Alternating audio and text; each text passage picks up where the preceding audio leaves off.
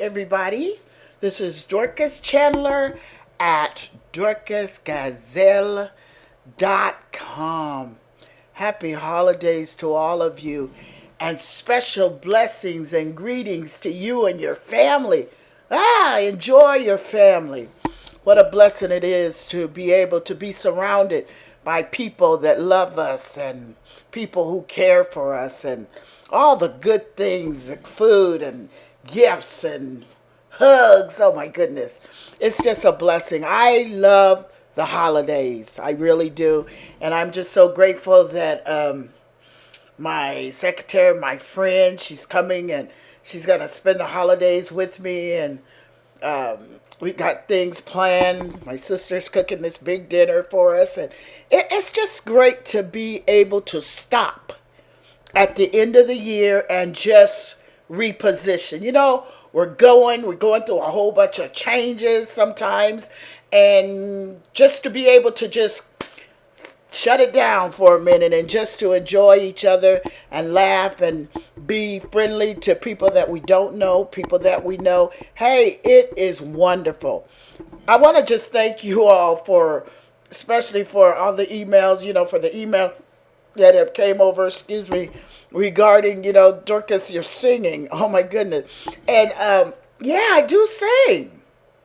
I started singing in nightclubs, if you can believe this, when I was 16. I used to lie to my parents, and my dad bought me a car at 16. I was the last child, so I benefited a lot from my parents because at that point they were doing much better and stuff. And so anyway, my dad bought me a car, and I would get my friends and I would put them in my car and I'd say, come on. And we would go down to Hollywood. I'd be singing in the nightclubs, and we would go to the Right Track in Pasadena, and I would be singing in nightclubs and people be throwing money at me for singing. And so I've always enjoyed, being before people, and that's why I guess being before people does not intimidate me. It's something that I enjoy to do, and so I started singing in nightclubs at 16 years old, and I used to be lying, like I said, to my parents. And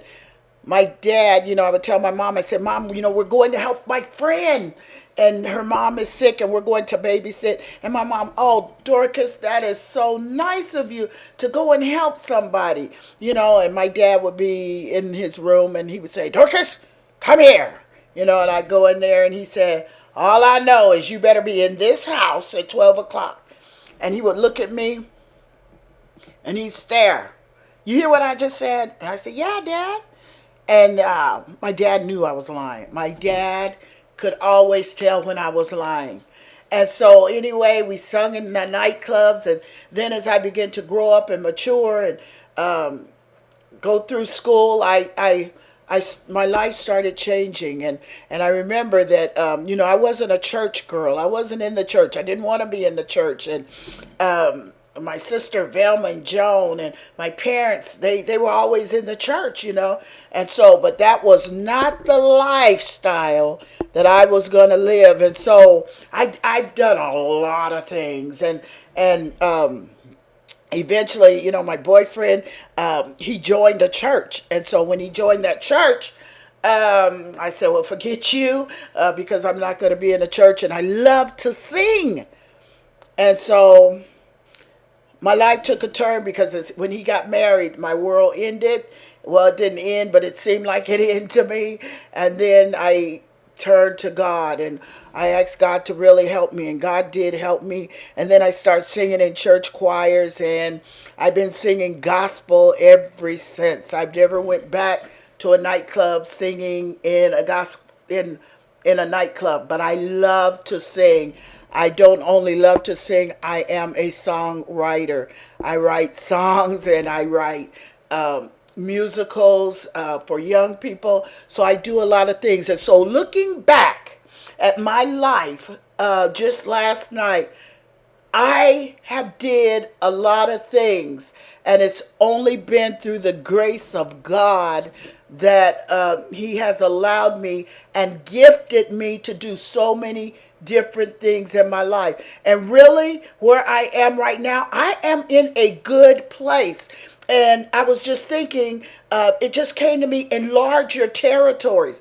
Don't despise small beginnings.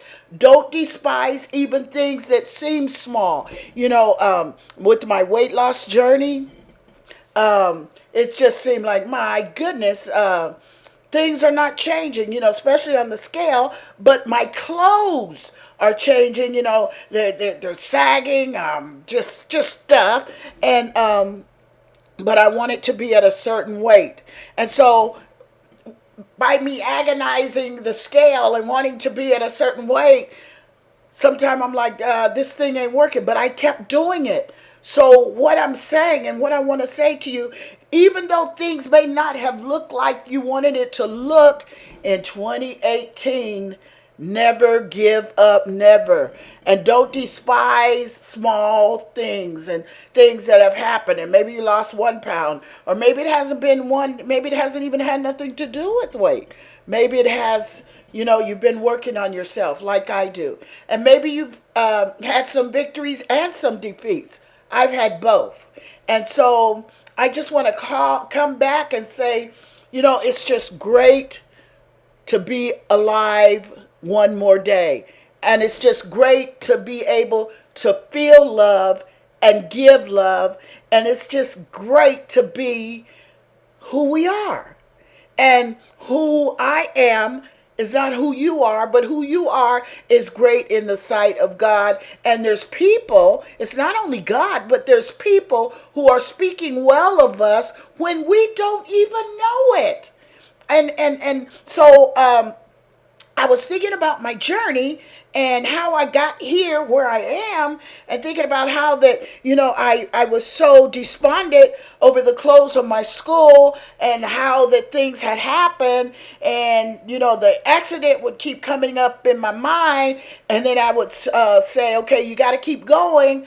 But when I look back at the accident now, I'm grateful because I realize that when we have small visions and think that we just need to be confined to one location, I would never be doing the things that I'm doing right now if I was still running my school.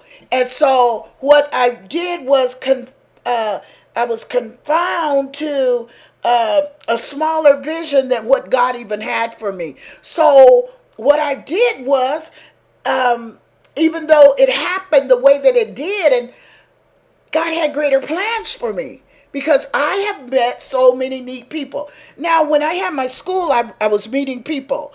But I went back to that just to say that if there is purpose plan that God has planned for our lives, you will walk into your destiny. Just keep walking. I remember when we started our school, we had 2 computers. And we had shower curtains up to the window because we couldn't afford them. And I had no money. And I invited the mayor, the governor, everybody to my grand opening.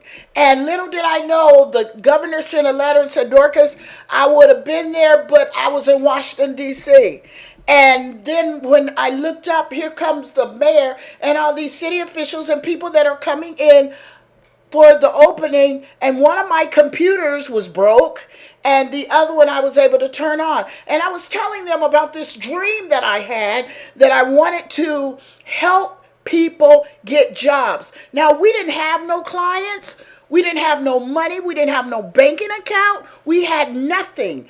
And so I thought about my parents, because when you can take nothing and make something, that means that you have vision and you're going somewhere. So anyway, just to make a long story short, we had a bake sale in the front of Food for Less. And after we did that, then people start coming to our school. We start training businesses and doctors, and we just started doing that. But we didn't have the welfare to work contract, and that was good that we were training all these people. But the people that I wanted to, the demographics that I wanted to zero in on, were people who didn't know computer and those people didn't, but I wanted people that were less fortunate. And so when we were able to train people on welfare to work, that was really my view and my plan. And so anyway, the paper, somebody had called the paper and whatever. They came down and they interviewed me. And so then they wrote this article up. And I've told this before.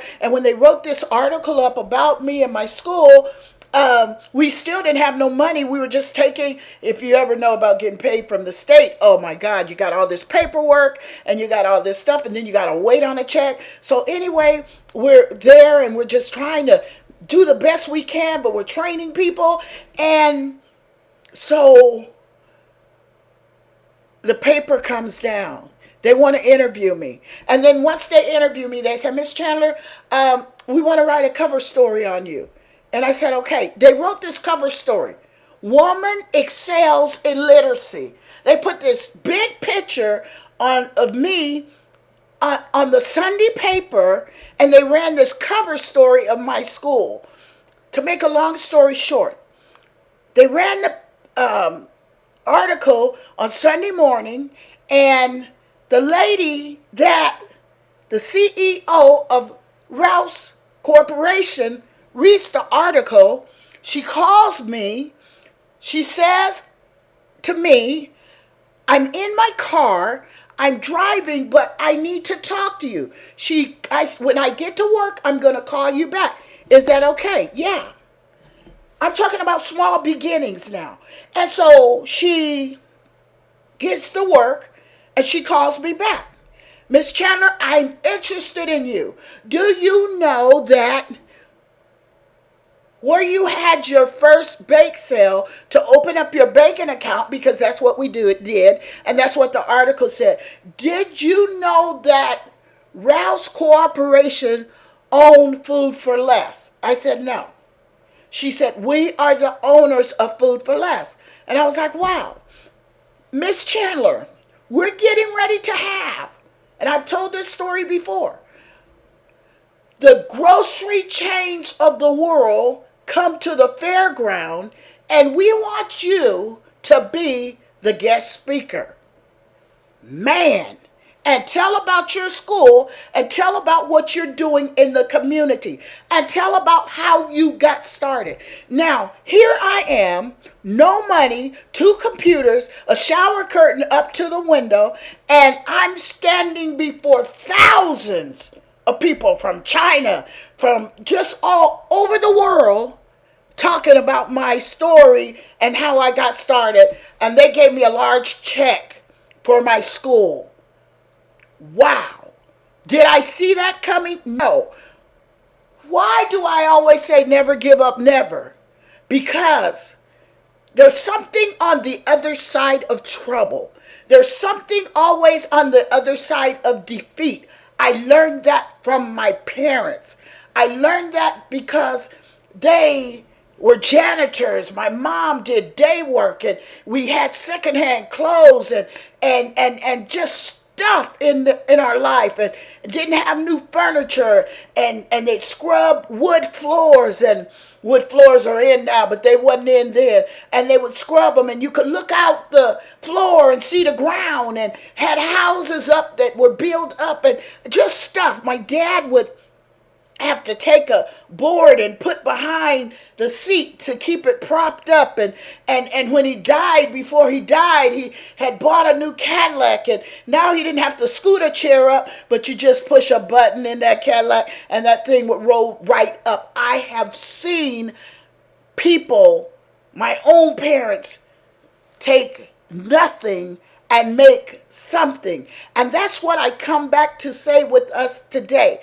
No matter, that's why I keep going on my journey, because it looked like there's nothing happening, but if I keep on persevering, I know that something is going to happen. So after we did that, then I have this accident, and I didn't have the accident, but the car came through my school, the wall, and so now I'm troubled in 2005 about losing what I had. Sometimes you have to lose what you have to get get where you're going. And so when I'm looking back last night and I'm saying, if I was still running my school, I wouldn't have met the neatest people. Some of you, I wouldn't even know you because I would be there chasing my dream. But because life shifted in another direction and I took care of my parents and I moved to Phoenix to be closer to my sister, and I got this bad back, and I almost had a nervous breakdown sitting right in church, mind you. And all these things that seem bad, they were working for my good. Because sometimes we have to be broken and put back together in order to see what God is doing. And I'm telling you, 2018 has been amazing. Has there been some bumps in the road? Oh, yeah. There has been some bumps in the road. But here's the thing. I can stand up when I couldn't stand up and cook an omelet. And before I do that, I need to say this. My doctor in California told me, and this is in my book, he said, Dorcas, if you don't get yourself together, and he wanted me to put my mom in a rest home after my dad had died, and I said, it ain't happening. And he said, you don't realize that your back is where your nerves are, and if you have a nervous breakdown, you may never walk again. And that really happened. And so I was here in Arizona. And all I could do was hear what he was saying. Because he said, you got too many things going on in your mind. And your nervous system is not going to be able to handle it.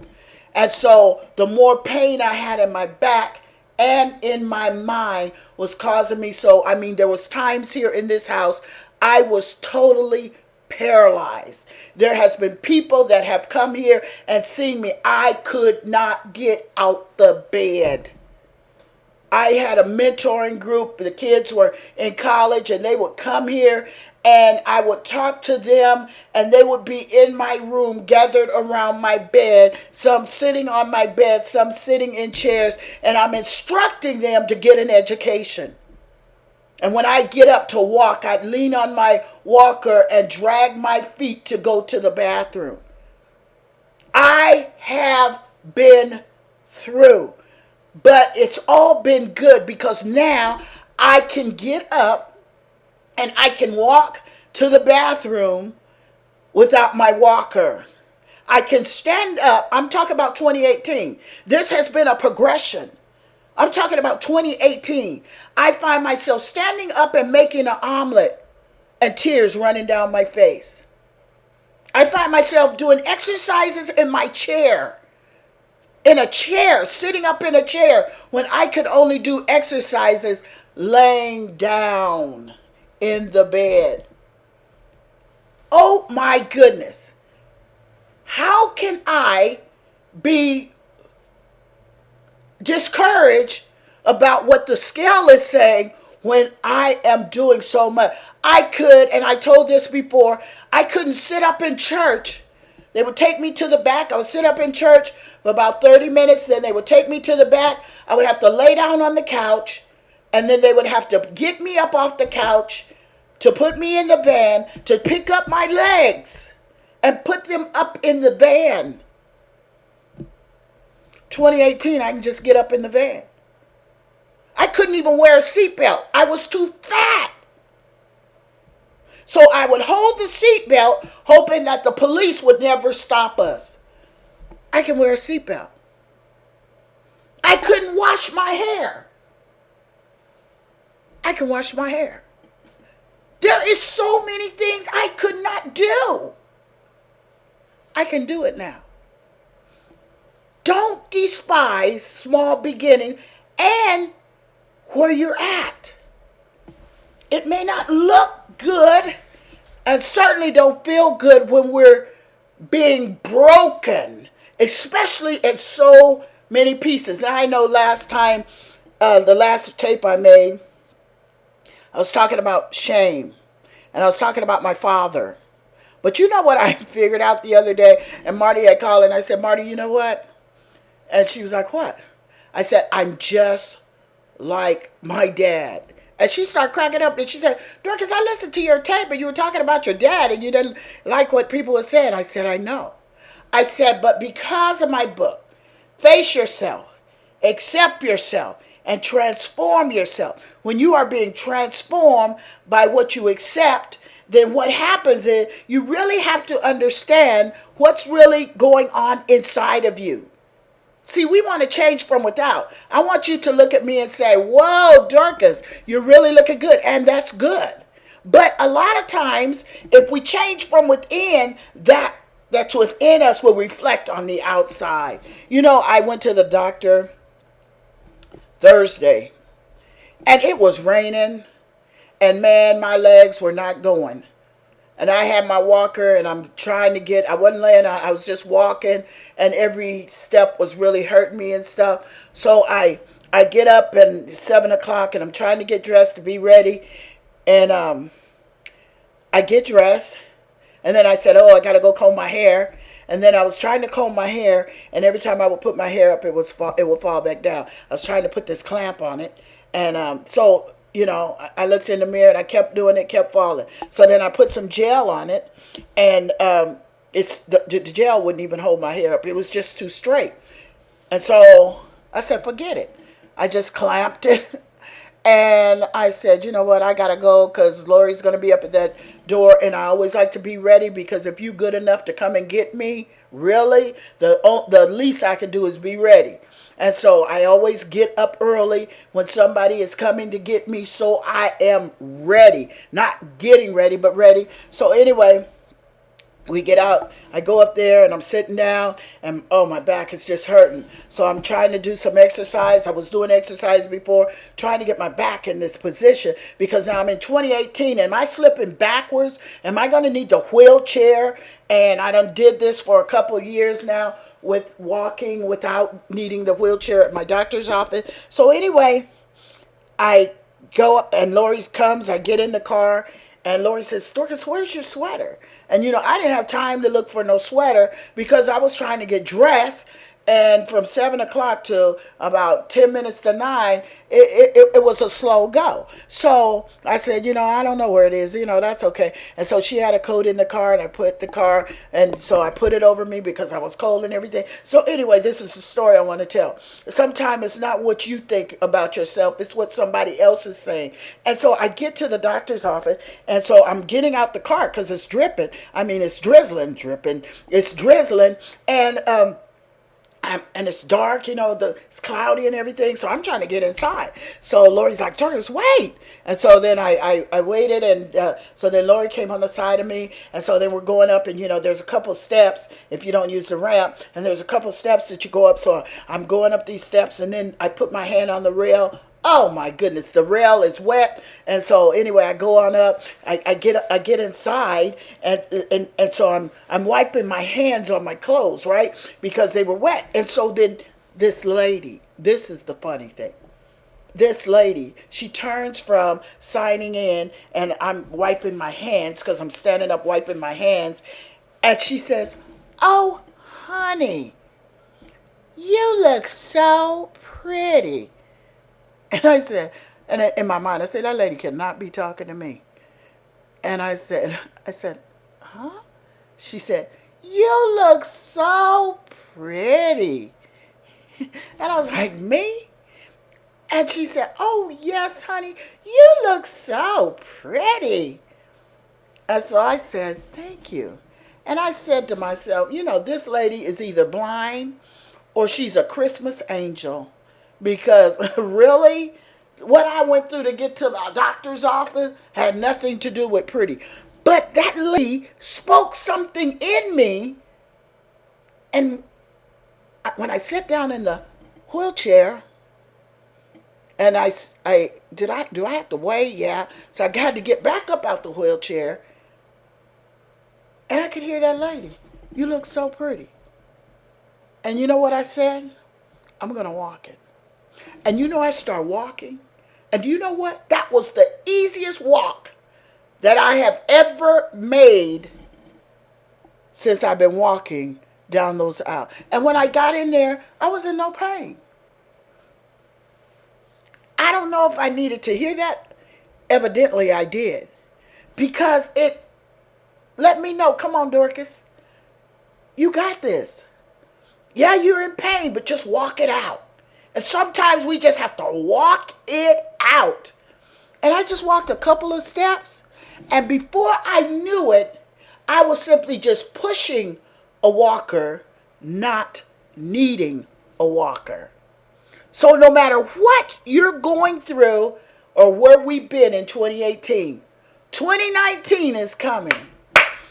And don't despise the small beginning. There are so many great things that I could just share with you. People are coming here and they're like, Dorcas, you can sit up longer.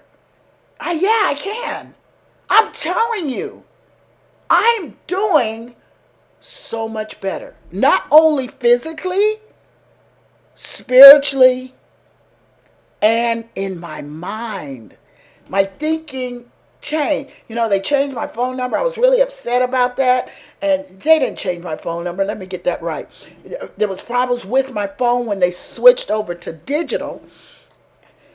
And the only choice, they gave me some options. And the option that I chose, it was my doing, was to change my phone number. Now, I was thinking about all the people that have my phone number. But anyway, I changed my phone number, and that thing bugged the life out of me. You could either be bugged or just go on. And I said, you know what? I'm going on. Because I ain't got time. My phone is ringing. My cell phone is ringing. Dorcas, what's wrong with your phone? What phone? And I said, oh, I changed my number. I mean, I cannot give everybody my phone number. I can. I need to do better. There's phone numbers that really need to be changed and people need to know about. And I'm working on it. I did my financial institutions and different things I've done like that. But I haven't really did it with a lot of the people. And so I just had to accept there was something wrong. And I tell you, my phone is not ringing off the hook like it was because it was messed up and they came out here and fixed the modem and did a lot of things. And I thank God for that. I just thank God for everything that has happened to me in 2018. And I just thank God for you walking beside me and being there with me and know that greatness waits us in 2019. We don't know what's going to happen in 2019. But this one thing we can know is that all things work together for our good, especially if we love the Lord. Hey, that's been my journey for 2018. It's been great. It's been really great, and I'm excited about my friend coming, Marty coming here, and my godson coming over, and we're going over Velma's house to eat. And I told Marty, I said, I can cook. Marty doesn't want me to cook, and she thinks I can't cook. And anyway, we have a lot of fun together. And I just thank the Lord that I have good friends. I have so many friends, and I don't want to mention their names because somebody always gets left out. But you know what? You're special and loved by me. And I thank God for you. And I thank God for amazing grace. This has been Dorcas Chandler at dorcasgazelle.com. And you just remember, never give up. Never give up. And do not despise small beginnings. Because if it don't look good, doesn't mean that it's not good. We're coming up out of trouble. Oh yeah. We're coming up out of trouble. And what seems like trouble is just a stepping stone to our destiny. We will fulfill our purpose and our dreams. I just know we will. Sometimes our territory is just a little bit too small. And what we're looking at something big, God sees it as something small. Keep working on yourself. Keep working on your marriages. Keep working on your relationships with your children. Never give up. Let's don't give up on each other in 2019. God bless you. I love you, love you, love you. This has been Dorcas Chandler at dorcasgazelle.com. Be blessed. I had a scale from Weight Watchers. that went up to 400 pounds. And every time I would weigh on it, it wouldn't record my weight. And then when I went to my doctor and I told her about what I was doing, and she told me about what to eat, and I came home and made a conscious decision that I was going to change my life for me this time. And I could only lift my legs up to the count of 5. But there was a song that when I would do my exercise in bed that encouraged me from 5 to 10, and I went on up. And I just want to sing a little bit of this song so you can be encouraged. You may not weigh as much as I did.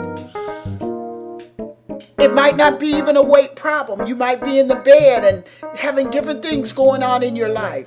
But I just want to let you know, you're gonna make it no matter what's going on. And I wrote a song. And it went something like, you're gonna make it. You're gonna make it. No matter what's wrong in my life, I'm gonna make it. Made up in my mind, I'm worth it. Made up in my mind, I could do it. Made up mind. You got to have a made up mind. Made up mind. You're gonna make it. No matter what's wrong, you gon' make it. Push your foot up against mine. If you need support, we gon' make it together. You can make it. Don't be discouraged. Don't be discouraged. You gon' make it. Just exercise whatever you can. You might just be able to do your fingers, your hands. You might just be able to move your eyes. You might just be able to move your head. Whatever you can do, just do it. We're gonna make it. We're gonna make it. You're gonna make